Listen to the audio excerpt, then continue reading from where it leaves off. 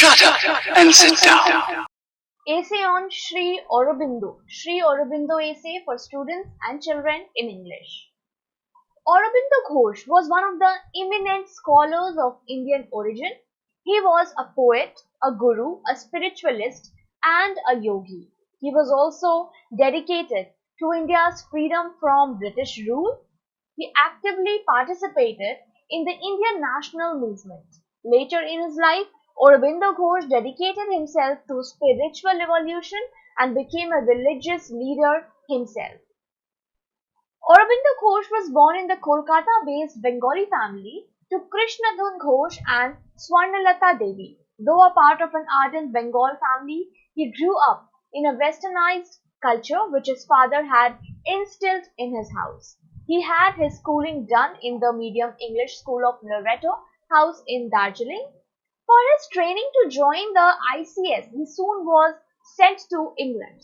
There in England, under the mentorship of Reverend W. H. Drewitt, he was also enrolled in the Manchester Grammar School. While in England, Aurobindo was exposed to many cultures and learning fields under the teaching excellence of Drewitt.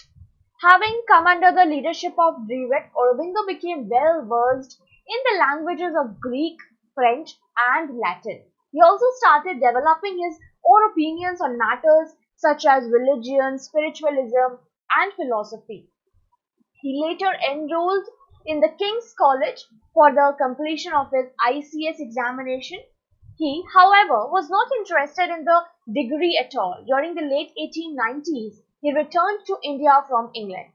Back in India, he settled in Baroda. He kept traveling between Baroda and Calcutta during this time.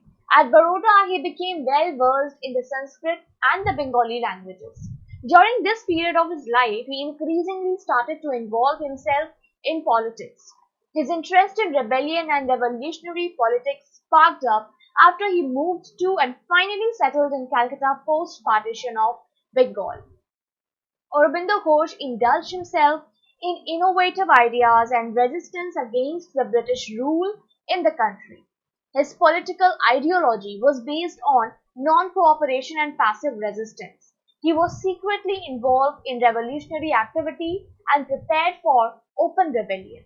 Owing to his extremist political and activist opinions against British rule, Aurobindo was put into prison twice. After his final release from behind bars, he began to publishing Karma Yogin in English and Dharma in Bengali. After this brief period, he migrated to Pondicherry.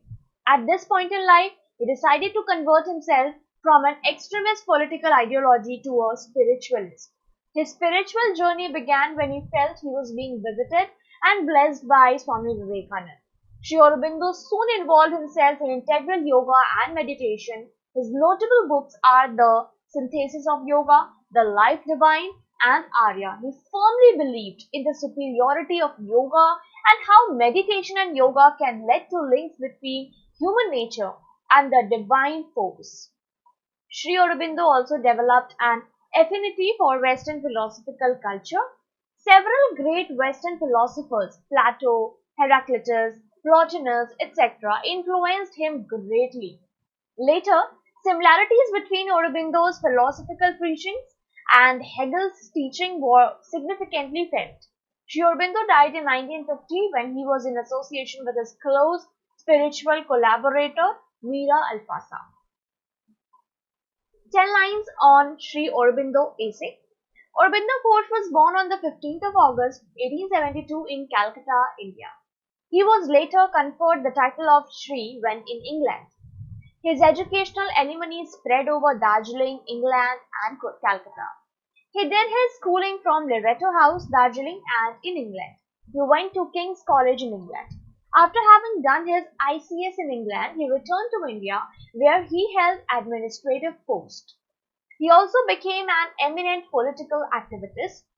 He dedicatedly contributed to India's freedom from British rule during the early part of his life.